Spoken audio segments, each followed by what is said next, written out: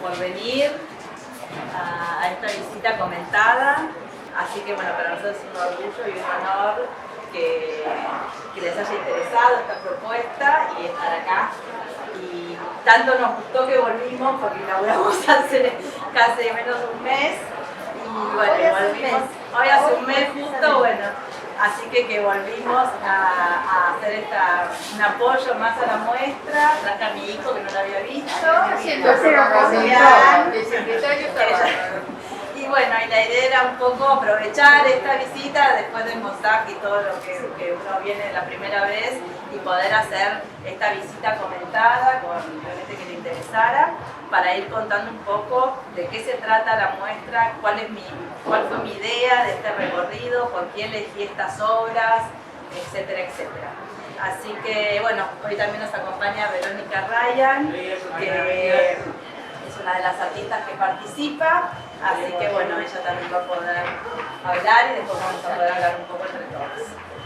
Mi idea de que comencemos acá, bueno, mi formación viene desde el textil, si bien soy diseñadora si bien soy historiadora del arte, siempre me dediqué a las telas, al diseño, pero siempre con el enfoque de la historia, siempre me interesó el contexto también, ¿no?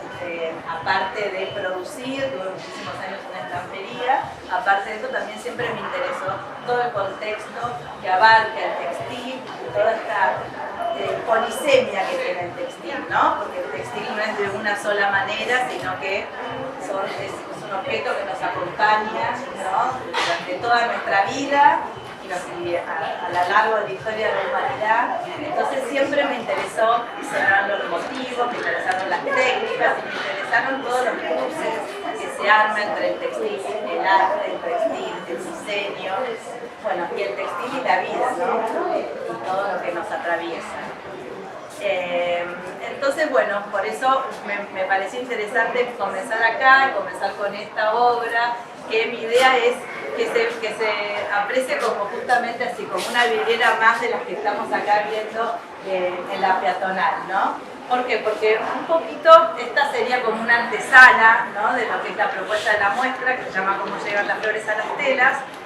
Y es un poco para que pensemos a ver cuándo empieza la tela, ¿no? Cuándo empieza una tela a hacer tela.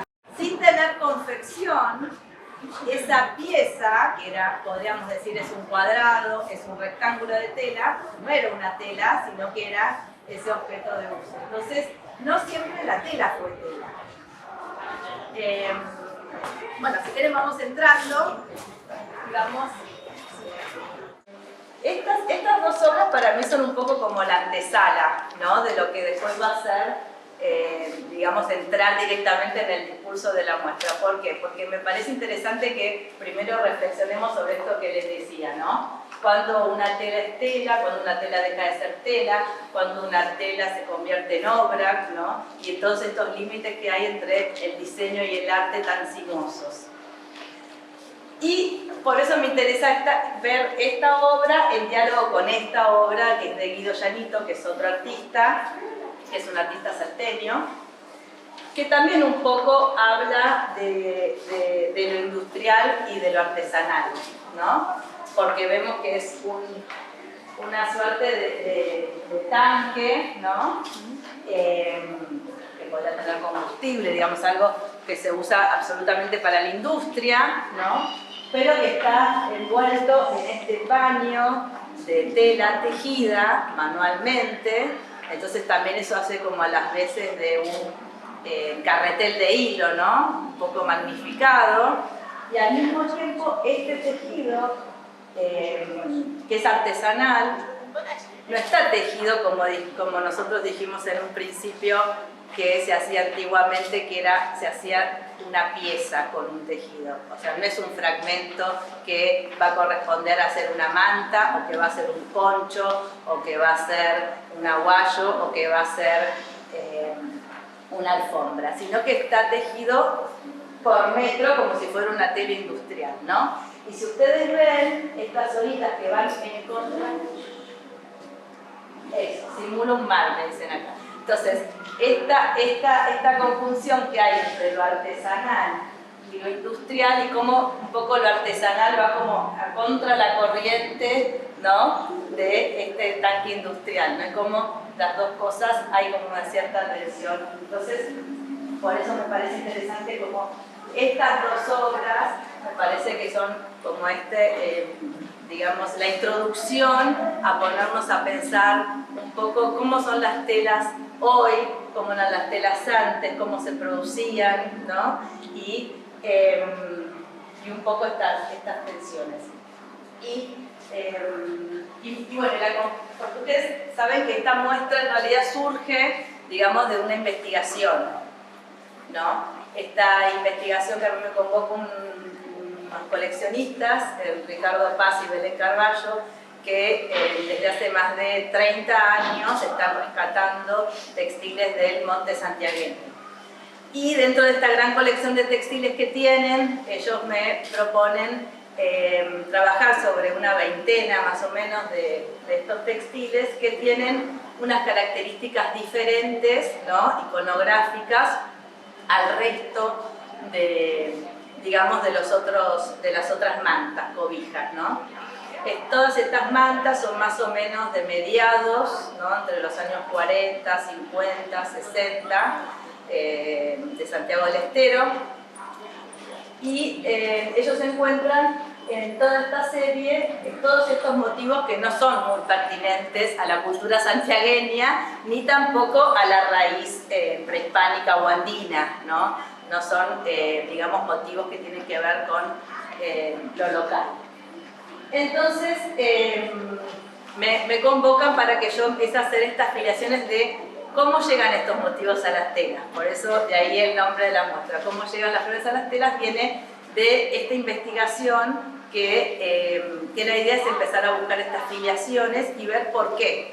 Entonces, una de las hipótesis es que con la llegada del ferrocarril empiezan a proliferar digamos, los manuales de bordado, y empiezan a llegar también con los directivos del ferrocarril otros objetos y también todas estas revistas, digamos, de labores. Entonces ahí se empiezan a filtrar todos estos, digamos, motivos que estas teleras, como si fueran artistas, ¿no?, toman, se apropian y vuelcan en sus mantas, ¿no? Todas estas series de mantas, que son de una técnica que se llama baetón, no son mantas, digamos, que las teleras hagan comercialmente, ¿no?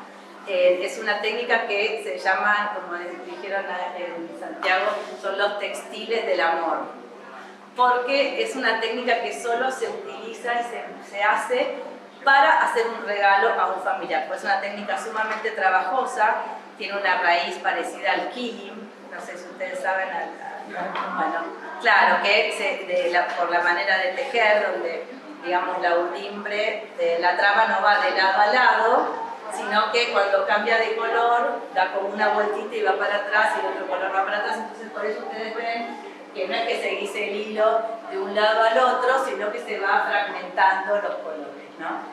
Entonces, estas teleras van a traducir todos estos manuales de bordados a esa técnica. Y ahora vamos a ir descubriendo pasito a pasito cómo y cuáles son las diferencias. Entonces, pero esa manta, no otra, me parecía interesante poner en relación a este tercer núcleo, esta antesala de la muestra, porque bueno, son unos gatitos que tienen como una raíz victoriana, medio del siglo XIX, ¿no? Pero al mismo tiempo, la manera en que están representados, ¿no? Porque piensen que estos manuales de bordado no venían de esa manera pensado para repetir en una manta, sino que eran para aplicar en objetos mucho más pequeños y seguramente un central, digamos, ¿no? Entonces ahí también hay toda una reinterpretación, una apropiación a hacer el motivo como estas teleras quisieron, digamos, producir. No es que hay una relación directa con el modelo, sino que hay una apropiación y una distancia, también una reinterpretación. Entonces me parece interesante cómo hacen esta ¿cómo se llama? Simetría, como esta falsa simetría, ¿no? Y plantean como esta carta de color, ¿no? Que lo hacen también, si lo miramos desde hoy, podríamos decir que son como muy pop, muy parecidos a las obras, ¿no?, de Andy Warhol de los 60, donde vos ves como las diferentes maneras de colorear un mismo motivo, ¿no? Como si fuera una carta de color, como si fuera una paleta de color. Entonces como que me interesa como en este núcleo que es un poco pop, digamos, comparado con los demás. Porque bueno, la obra de Llanito también es una apropiación, ¿no?, de este barril. La obra de Ariadna, bueno, ya hablamos que es totalmente apropiación y en donde tampoco está el gesto, ¿no? Y ahora iríamos de aquí para allá y mi idea también es que vayamos haciendo como un viaje del presente o del futuro al pasado. Vamos a ir como avanzando hacia el pasado, ¿no? Entonces acá tenemos estas telas como muy frías, donde no hay gesto, donde no está clara, digamos, la mano del artista gestual como ¿no?, clásica, sino que digamos, el gesto está interpretado a través de estas cintas, ¿no? Y bueno, y vamos a ir viendo cómo se van construyendo las demás obras. Pero bueno, esto sería como decía Bell Ryan, las chimeneas de Manchester, y después nos vamos hacia el baño. Entonces, bueno, si quieren, vamos por acá. Y acá tenemos como otro núcleo de estas obras que las hizo ¿quién, Juliana? Luis González Palma. Muy bien. Y bueno, Luis González Palma, a mí me gusta este núcleo que son estas, digamos, la instancia del texto, la instancia de las fotos y de la vitrina. Esto sería como otro núcleo para mí de la muestra. Y bueno, me interesa la obra de González Palma, que es un fotógrafo guatemalteco que vive en Córdoba en este momento. Es una obra que vi hace muchísimo tiempo y siempre dije, bueno, en algún momento voy a poder usar esta obra para algo, para alguna curaduría. Y pasaron muchísimos años, como 5 años, y bueno, y llegó esta propuesta de estudiar estas mantas, y después se me ocurrió conjugar esto con arte contemporáneo y presentarlo bien al sur, y ahí dije, bueno, ahora está la obra de González Palma, me parecía que era perfecta para poder ilustrar un poco este viaje de estos manuales, este textil que es territorio, pero es también intimidad, ¿no? Y bueno, un poco ilustrar esta idea. Y bueno, y si se acercan acá a la vitrina, estas son todas fuentes, muchas de ellas prestadas acá gracias a la gentileza del Museo de la Ciudad de Santa Fe, y otras que son parte de mi investigación y de mi acervo personal, donde fui un poco filiando, ¿no?, los diferentes motivos, ¿no? Por un lado, acá tenemos los dechados, ¿no? Ustedes saben los dechados de enterezas y virtudes, que son antiguamente, que viene, esta costumbre viene del medioevo, de los noviciados, y después de ahí pasa a las escuelas, y después de Europa pasa a América. Hay mucho en Argentina y también mucho en Estados Unidos y en México. Que es, en un primer momento, era una especie de, yo digo, como es un Pinterest medieval, el primer Pinterest, porque las doncellas iban registrando, armándose un catálogo de puntos y de motivos textiles que le iban interesando, y los iban acopiando en esto que se llama dechados de intereses, que yo creo que también era una manera de rendir tu tiempo libre. Bueno, ¿qué hiciste? Bueno, hice todos estos dechados. Y era en realidad un catálogo para después hacer, ser un modelo para después volcar. Y me interesa, digamos, para que ustedes también vean un poco que todos estos motivos, ¿no?, que vienen en estas revistas de labores y demás, ¿para qué estaban pensados? ¿Cuál era la escala, ¿no?, cuál era el uso, ¿no? En blusas, digamos, en distintas prendas o objetos para el hogar. Perdón, no pasa nada. Y esta idea de los dechados es lo que después se va a sistematizar y va a pasar en las escuelas, y bueno, muchísimos de los que estamos acá, no sé, yo por lo menos, en mi escuela me enseñaron labores también, ¿no? O sea, como que esta idea de enseñar labores a las niñas es un poco, viene de la bajada de esta sistematización, digamos, que pasa de la cosa secular a través de las escuelas de monjas, y después se generaliza y de hecho empiezan después también en los terciarios, los secundarios y las tecnicaturas. Entonces, bueno, por ahí también circularon mucho los motivos, ¿no? A partir de la educación, no solamente a partir de las revistas, ¿no? Y un poco acá empezamos si ustedes se acercan, vamos a empezar a identificar los motivos y de dónde. Por un lado tenemos acá los grifos, ¿no?, que son los bordados de Assisi, que vienen del medioevo, ¿no?, que vamos a ver que son la última manta que está ahí acostada, que la dejamos acostada porque la idea era que ustedes también pudieran percibir cómo es que se ve ese objeto, porque nosotros lo estamos poniendo como obra y colgando como un cuadro, pero la idea era que cómo se ve eso realmente en la cama, ¿no? Bueno, entonces ahí vemos que los grifos medievales que vienen de los bordados de Asís, acá uno de los, digamos, de los manuales emblemáticos y el que más circulación tuvo, porque bueno, ahí también podemos hablar de globalización en el textil y los motivos, fue enciclopedia de labores femeninas de Thérèse Dillmont, ¿no? Thérèse Dillmont va a trabajar para una manufactura que se llama DMC, que eran los famosos hilos mercerizados, ¿no?, que empieza como una estampería, ¿no?, como una de las primeras estamperías que se fundan en Francia, en Mulhouse, que empiezan a producir algodones estampados, pintados, que son los que vienen de Oriente, ¿no?, del sudeste asiático, y ellos van a ser uno de los primeros que empiezan a estampar, y después aparece este señor Mercer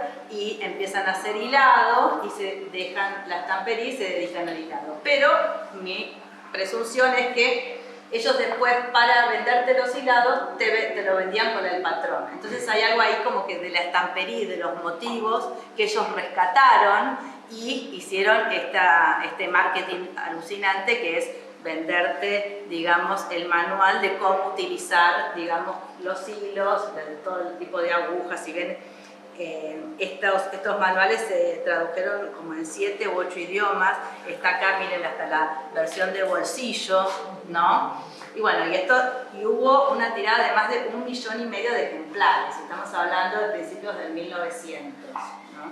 Entonces realmente había una circulación muy fuerte y en todos lados. Bueno, acá vemos que sí. ¿La mercería viene de Mercer? Eso iba a preguntar. Sí, yo creo que sí, puede ser. Seguramente. Es el mercerizado, viene de Mercer, así que mira, no lo había pensado, pero es muy probable.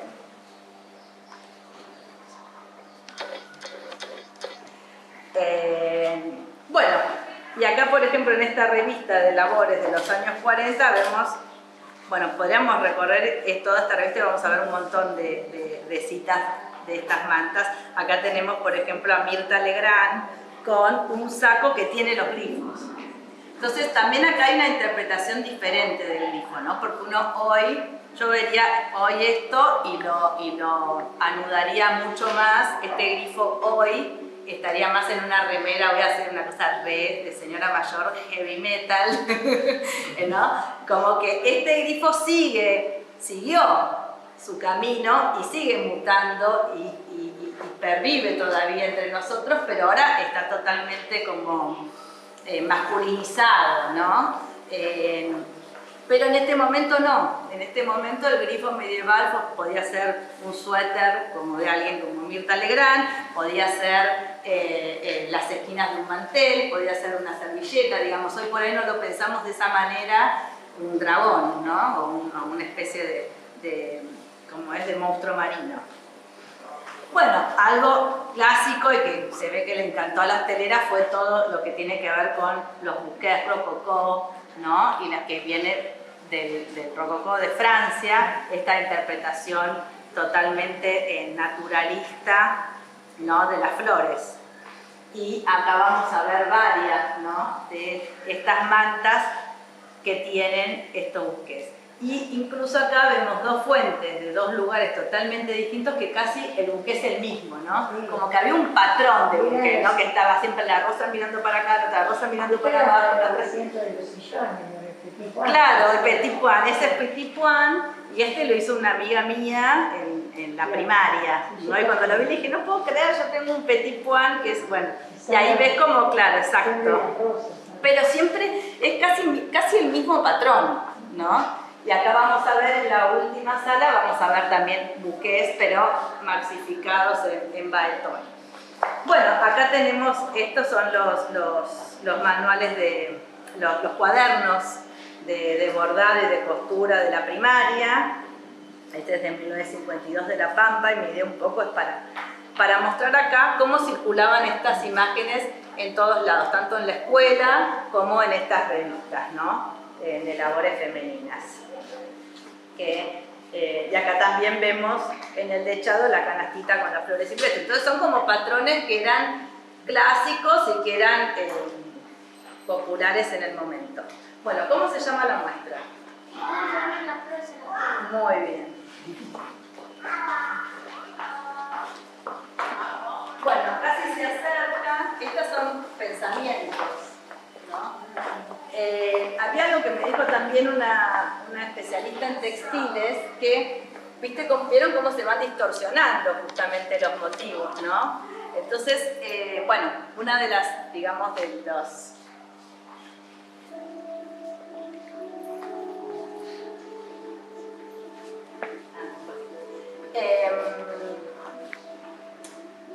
¿Por qué yo junto arte contemporáneo con estas teleras? Debe ser la pregunta que se están haciendo, ¿no? Más o menos. ¿Por qué hago este maridaje, ¿no? Yo lo que propongo, el cruce que propongo acá es ponernos un poco en el lugar del otro, ¿no? Me parece que estas teleras, en vez de reproducir, digamos, un textil o un motivo o una iconografía que por ella les venía dada, se dejan, digamos, influenciar por estos nuevos motivos que llegan, pero al mismo tiempo se apropian de estos motivos para poder hacer estas piezas que no son, les dije, son únicas, son piezas únicas y son piezas que no van a un circuito comercial, sino que están hechas para regalar a un ser querido porque se casa, porque parte, porque se recibió, porque cumplió 15, ¿no? Era como una especie de dote. Y al mismo tiempo, no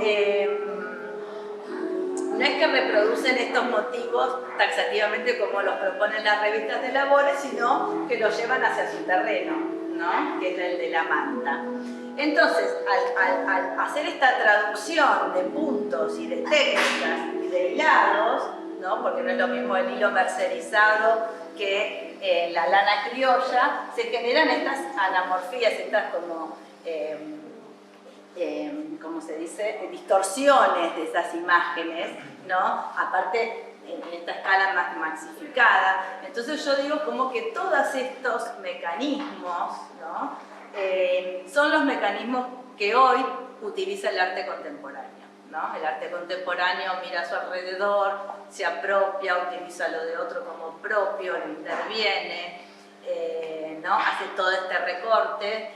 Y entonces yo digo, ¿por qué no podemos leer nosotros estas mantas, ¿no? Sacarnos, ¿no? La idea de digamos, el cristal cuando uno lo mira siempre que tiene que ver con lo artesanal, la artesanía o la tradición, ¿no? Sacarnos de ahí, corrernos de ese lugar y ponernos los anteojos del arte contemporáneo y poder pensarlas a ellas como artistas, ¿no? Que están armando su pieza, su obra, desde su propia determinación y decisión. Y acá también se mezclan no solo, digamos, todos estos manuales, sino la llegada de las anilinas o de las tintas, que ahora me enteré cómo se dice tintas, Bayer, ¿no? Que vienen al país en 1901, más o menos, a principio. Entonces eso también cambia el color local, porque de utilizar tintes naturales pasan a utilizar estas tintes artificiales que al ser, porque todos me preguntaban por qué tienen los colores tan fuertes, y ahora me enteré que claro, como es proteína, ¿no? La lana, tiene un anclaje mucho más fuerte el color en todo lo que es proteico que lo que es celulósico, por ejemplo el algodón. Entonces, claro, vos ves, vieron los aguayos, que tienen también unos colores fuertísimos, ¿no? Y bueno, y tan persistentes. Y bueno, acá vamos viendo, estos son como una especie de tulipanes, podríamos leer, ¿no? Y ahí ya directamente como... Aparte va mucho al píxel también, ¿no? Yo creo que hoy en día también lo podés leer como de esta mirada medio anacrónica, pero está buenísimo, porque eso también nos permite leer arte contemporáneo, ponernos de un lado y del otro, ¿no? Entonces por ahí también leerlos como imágenes, uno lo lee más como una imagen pixelada que por ahí como la estructura del telar, ¿no? Sí, la ciencia juega con la selección. Claro, ya con una base directa. Claro, pero si vos lo sacas, o sea, le borrás esta textura de tela, y yo te digo que esto es una obra de hoy, y vos dirías, incluso tejido más contemporáneo. O sea, bueno, me parece que como por aquí.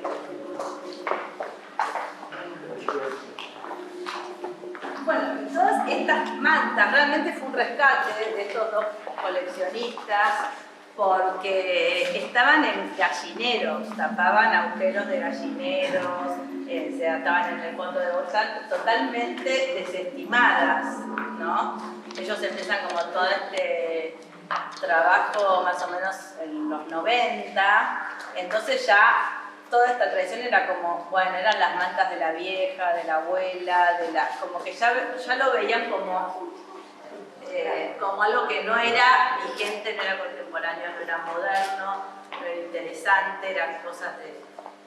incluso estas técnicas se están perdiendo. Ahí viajamos con Verónica después de la muestra a Santiago del Estero y hay muy pocas personas ahí en el sur de Santiago que saben hacer esta técnica de baetón. Por esto mismo que les digo, no es una técnica comercial, es una técnica que uno hace efectivamente. Entonces ellos hacen el chusi, que con eso viven, y lo tejen rápido, que son esas telas que tienen como flecos arriba, como vieron que es una especie de toalla que parece una alfombra, un terciopelo, bueno, criollo, bueno.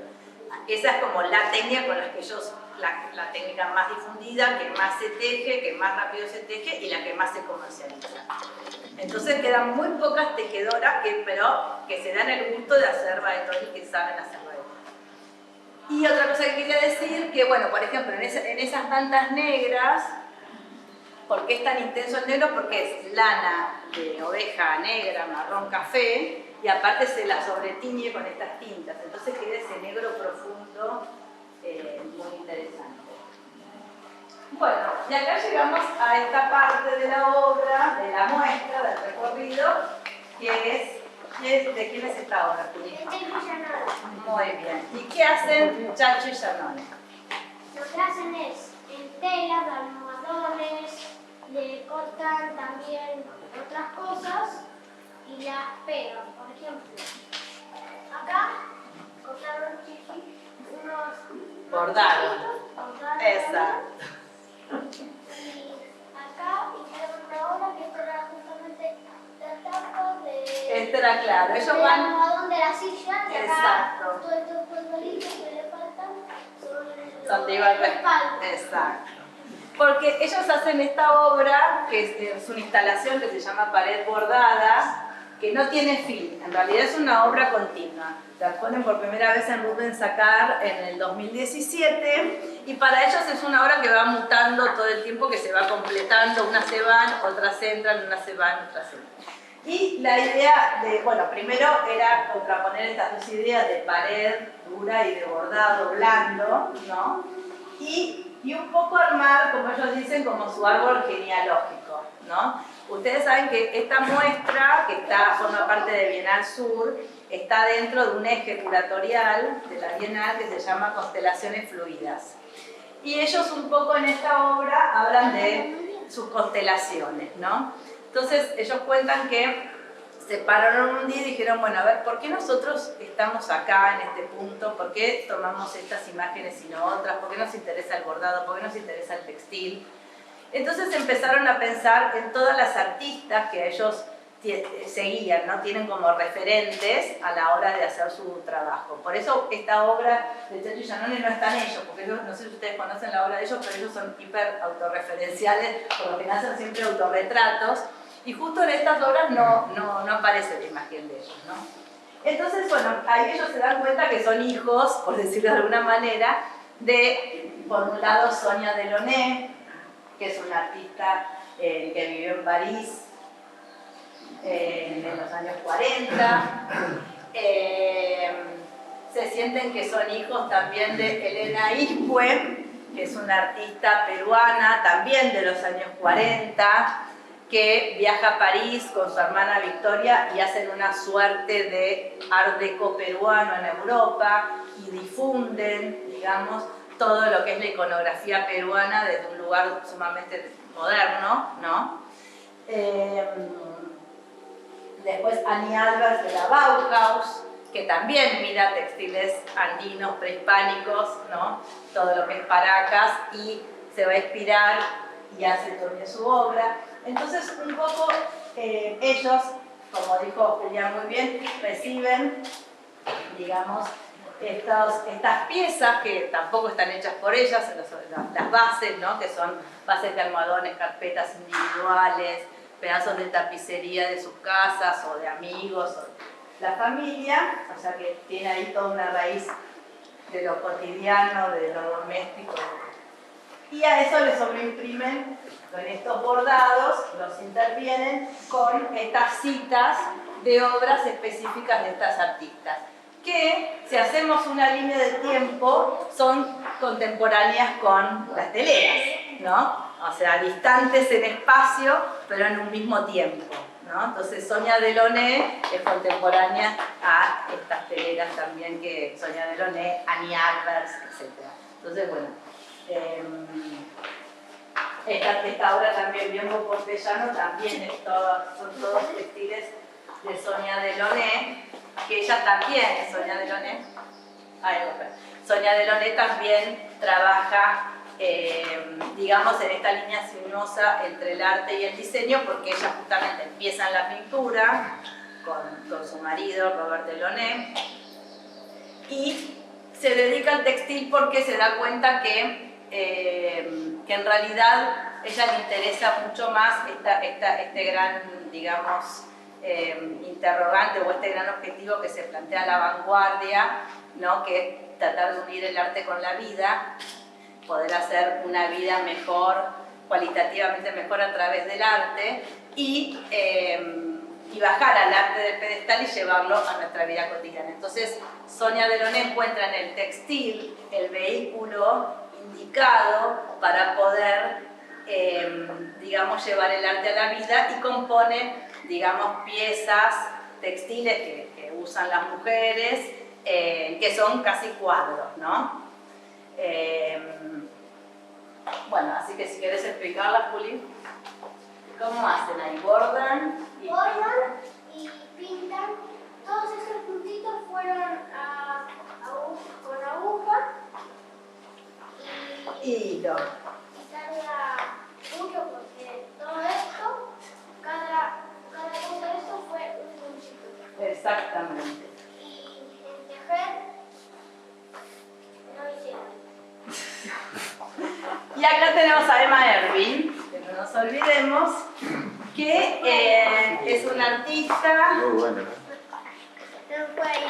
que va a trabajar también en diálogo con el textil, ¿no? Porque yo digo, bueno, las teleras anticipan, ¿no? Digo yo, anticipan los mecanismos del arte contemporáneo, porque están casi 80 años antes del arte contemporáneo, y estos artistas contemporáneos, ¿no?, miran al diseño, ¿no? Entonces ahí es donde yo hago ese cruce, como las teleras miran al arte, ¿no?, sin querer, pueden ser consciente o inconscientemente, y como los artistas miran al textil consciente o inconscientemente, ¿no? Por ejemplo, en el caso de Gómez Palma, que cuando yo lo llamé le digo, quiero tu vida, nunca a nadie se le ocurrió que mis fotografías podían leerse en clave textil. Bueno, Emma Ervin va a tomar, bueno, estas también telas, digamos, donadas de viejas ajuares, sábanas, servilletas, mantelería, o sea, todos textiles también ya utilizados, que va recibiendo sucesiones de donaciones, y ella va a trabajar con la estética de, no sé si las conocen, las clásicas telas que se llaman toile de Jouy, telas de Jouy, que es un lugar de Francia, que son unas telas emblemáticas francesas porque son, en realidad, esta manufactura, Jouy, es como coetánea, también es contemporánea a la manufactura de Mulhouse, que yo les conté recién, que estampaban y después vino en DMC, ¿no? O sea, las dos, depende qué libro leas, las dos manufacturas que son las primeras que empezaron a estampar con taco de madera en Francia fue una, la de Oberkampf, la de Jouy, y otra es la de Mulhouse, que después vino en los hilos DMC. Entonces, esta manufactura de Oberkampf, cuando llega la Revolución Industrial, adopta la rotativa, ¿no?, el estampado por rotativa. Eso saben, antes de la Revolución Industrial, las telas, por ejemplo, se hacían, digamos, en plano, ¿no? Uno estampaba como si fuera un sello, ¿no? Sucesivamente, una tela. En este momento, cuando se descubre el pasaje entre la imprenta, o sea, poder imprimir un papel y que esa tinta funcionara en la tela, porque el gran problema que siempre tuvo el textil era cómo poner una tinta directa. En la estampa tenés ese problema, siempre tenés que teñir, y para teñir necesitas un mordiente, necesitas calor, necesitas todo un proceso re largo, que no es lo mismo que estampar directamente. Lo que cuando se logra poder estampar, lo que se llama el estampado directo, o sea, estampar directamente lo que uno quiere y no por indirectamente, o sea, por otros sistemas que se hacían antiguamente, que era de reserva, teñido, o sea, que era mucho más complejo llegar a un motivo, surge también al mismo tiempo esta manera de estampar que es rotativa. Imagínense que es un rodillo, ¿no? Entonces, de estampar, por ejemplo, 100 metros de tela, se pasa a estampar 3000 metros de tela, ¿no? De estampar una tela de un ancho bastante angosto se duplica, digamos, la escala, e incluso se duplica la escala también de los motivos y también la manera compositiva, porque si uno estampa así en plano, uno va con un sello, no puede hacer un continuo, ¿no? Porque no podrías unirlo, tendrías que poner un sellito al lado del otro. En cambio, en una rotativa vos tenés un sinfín, ¿no? Entonces, aparte de tallar un bloque, digamos, aparte de que tallar un bloque de madera no tiene el mismo grado de delicadeza la línea, de que si vos tallás una plancha o un rodillo de cobre, ¿no? Entonces todo eso hace que cambien fundamentalmente las imágenes. Entonces todas estas imágenes que van a entrar en este momento que empieza la rotativa, van a ser imágenes que vienen del grabado, que vienen del dibujo. Entonces todos estos textiles que se llaman toile de Jouy, que por lo general son siempre en color así sepia o índigo, azul oscuro o granate, y son siempre islotes, ¿no? Donde hay distintas escenas. Son textiles testimoniales o documentales, ¿no? Entonces ahí se representaban o conmemorativos, digamos, pueden ser, no sé, tenías Toile de Juif de los monumentos de Egipto, o por ahí novelas, no sé, la historia de Robinson Crusoe, o sea, son telas escénicas que van contando escenas de diferente índole, los juegos de los niños, las alegorías, batallas, monumentos, etc. Y Emma Ervin toma toda esa estética de la Toile de Juif, de esta representación de la Toile de Juif, pero va a representar escenas totalmente cotidianas de hoy, no escenas del siglo XIX. Entonces, un poco, esta era, digamos, la mirada de Emma al textil. Y todos estos también son un poco contemporáneos, digamos, ¿no?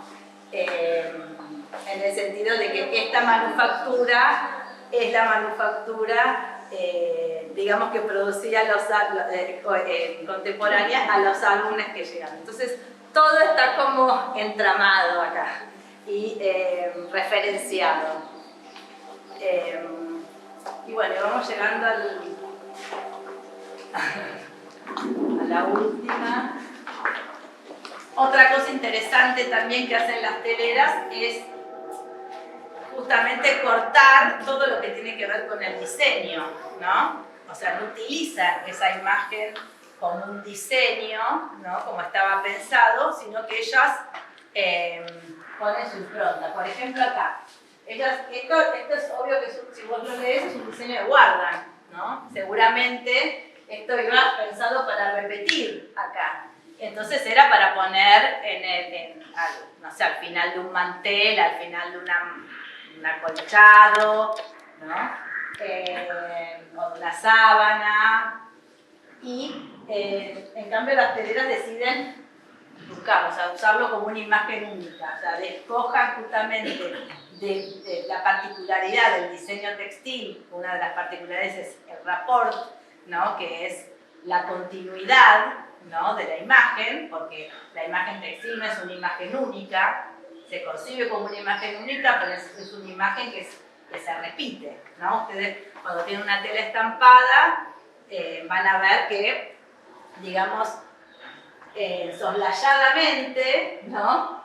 Porque eso es un buen diseño, ¿no? La particularidad del diseño textil, si es bueno, es que uno no perciba esa repetición. Vos lo ves como un campo continuo, como un todo, pero en realidad esa flor está repetida o esa guarda está repetida, ¿no? Entonces, desde ese lugar, yo lo que planteo es que estas teleras despojan de digamos, los mecanismos del diseño tradicional y lo arman como una obra única.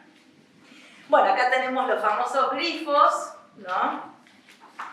Que acá los vemos en una, digamos, en una postura, y acá están así horizontales.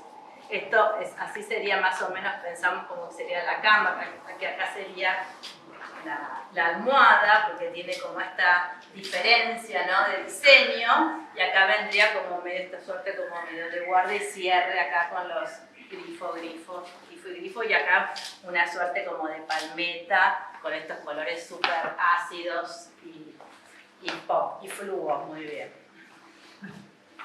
Y bueno, y acá, ¿cuál es la obra más antigua de esta? ¿Esta? Prácticamente, sí. La de los angelitos. Los angelitos.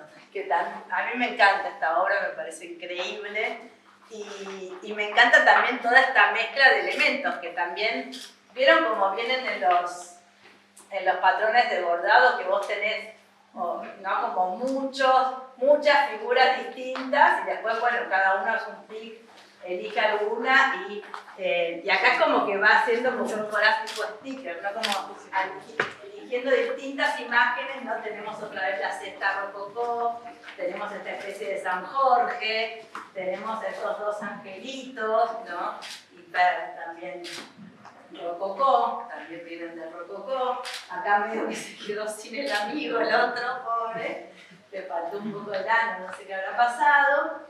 Y bueno, y acá está esta melange donde ves un cesto de flores con los angelitos y un San Jorge. Y acá como es todo medio, gracias, como es todo medio animal y como es medieval, también tenemos estas ánforas y estos gallos que también vienen de la heráldica, ¿no? Bueno, acá tenemos la obra de Nushi Mutavsky, de Tania, que es una escultura del 2019, es una especie de persona ahí haciendo equilibrio, ¿no? Ella no lo puedo hacer ni yo. Y lo que me interesó de Nushi particularmente es que ella también trabaja en este mismo sentido de las telelas, ¿no? Va a tomar los patrones de bordado.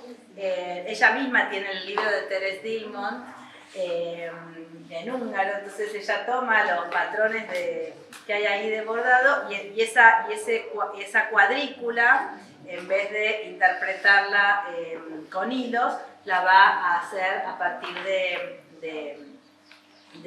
las venecitas, de estas piedras y de diferentes elementos también que se usan para billutería, ¿no? Entonces va como las lentejuelas, etc. Entonces ella va a también hacer esta suerte de traducción de una materialidad a otra, ¿no? De algo blando a algo duro, brillante.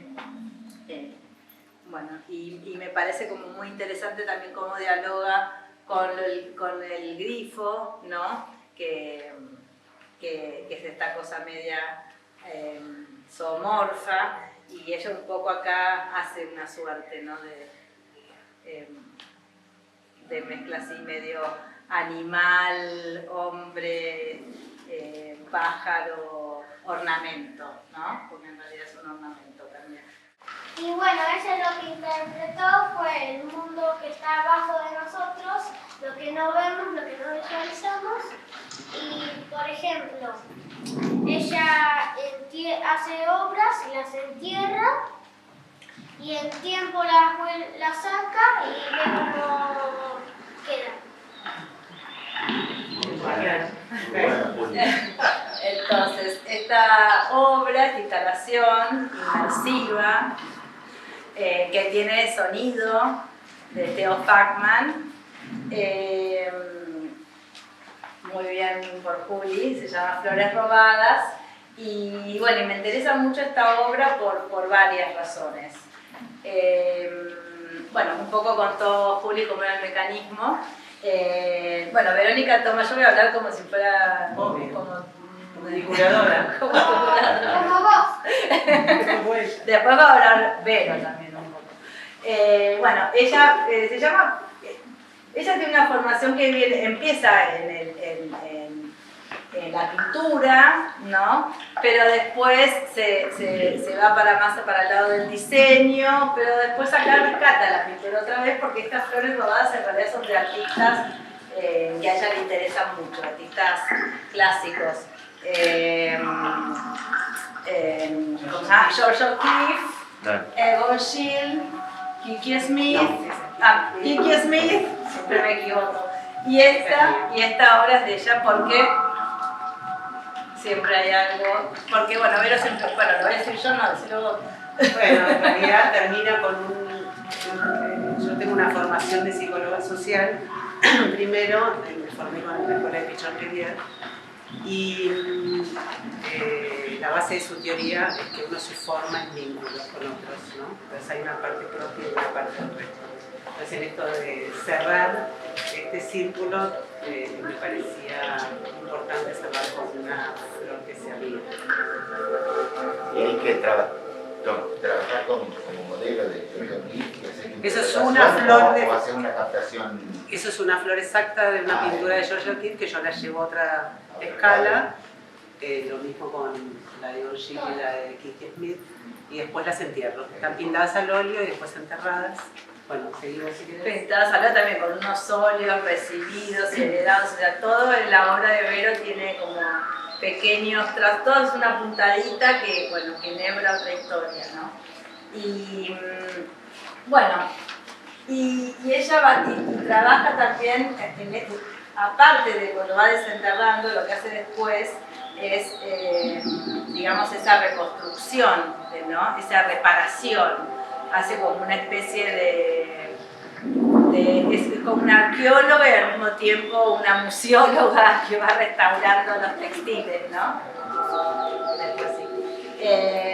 Entonces, si ustedes ven, en realidad estos son todos fragmentos, como cuando uno va a un museo etnográfico Claro, y, sí, y fueron descubriendo las distintas partes de ese manto, bueno, y tenés la tela de base atrás y después como que se va reconstruyendo e incluso hay faltantes, pero uno va visualizando de cómo podría haber sido. Y todo está cosido, no está pegado. Y está cosido. Está sobre otra tela. Claro. Sí, cuando yo las pinto una obra entera y la entierro, la dejo un tiempo. O la desentierro y lo que queda es lo que ustedes ven en la primera capa, ¿no? Todo lo que falta, ¿no? Todo lo que va faltando, esa presencia de la ausencia, digamos. Pero ¿y acá por qué está rota? Bueno, esta estuvo enterrada. No, lo que hice para montar estas obras fue como invertir los espacios.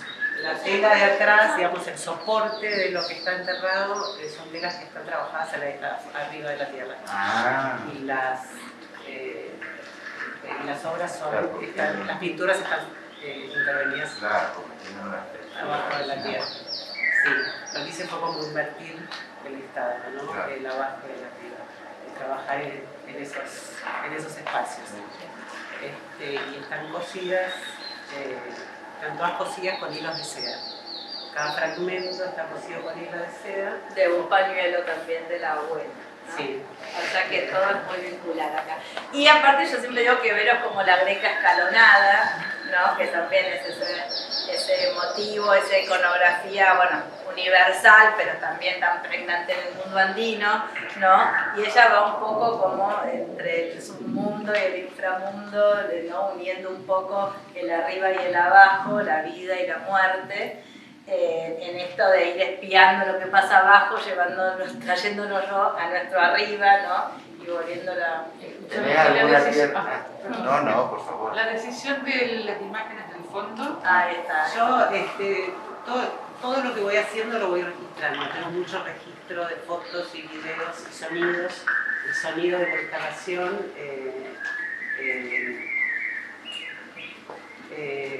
me fui a Santiago del Estero ¿vos querés decir algo, Juli? Dale, los sonidos son cosas como, por ejemplo, piedras, cuando desentierra la tierra, los pájaros, el viento y todo. Y también el hijo te ayudó. Exactamente. Me lo dijo mi mamá. Así es. ¿Quién te Eso ayudó? pasa así. Mi hijo, que es el que editó el sonido. Es Joaquín. músico. Y las imágenes son de ese archivo también. Las imágenes, sí, yo todo el proceso de la obra lo voy registrando en fotos, videos. Y estos son dos papeles que son imágenes magnificadas, obviamente. Que la idea era como armar, digamos, ingresar a este espacio y tener un poco esa sensación de estar, de lo que a mí me sucede cuando trabajo en esa tierra. Los sonidos son sonidos del monte por un lado y por otro lado son sonidos también que yo registro cuando trabajo, que es cuando la pala de la tierra, cuando lo desentierro, cuando entierro. Hay un montón de sonidos, de vida, de imágenes, es como un otro tiempo al que uno no accede, ¿no? Pues el tiempo debajo de la tierra. ¿Dónde vivís vos? Yo vivo ahora hace 8 meses en el campo. Y ahí Me crié en el campo, después viví en Buenos Aires, viví 20 años en un pueblo. Pero la acción esa la haces ahí en tu lugar donde no trabajas. Ahora sí, pero lo hago por varios lugares de la Argentina. Claro, yo te quería Diferentes preguntar ambientes. eso, si tenías algún criterio o alguna predilección o selección del tipo de tierra. Depende del proyecto que haga. Estoy trabajando en un proyecto que tengo enterrando en en cada una de las provincias de la Argentina, Ah, en diferentes ambientes, digo diferentes ambientes Sí, sí, de sí, la sí. tierra, ¿no? Sí, sí, sí. Diferentes composiciones de la tierra, compost. donde van pasando diferentes cosas. de Claro, acuerdo por eso, a- porque a un debe haber montón de- erosiones de acuerdo a la formación de la tierra. Sí, la Claro, humedad. la humedad, los bichos. Exacto. Un montón de cosas que intervienen ahí en el El deterioro. dedo Gil es descomunal. Y hay un poco también un guiño a Paracas, ¿no? A todos Sí. los enterramientos. Y bueno, y aparte estos papeles, también estas fotos no son directas, ¿no? No son tomas directas, sino que también están intervenidas en esta geometría que se ve ahora como un ornamento, ¿no? Entonces también me parece interesante esta capa como de diseño, ¿no? Donde la tierra se vuelve ornamento en esta repetición axial y aparte es un wallpaper, es un empapelado, ¿no?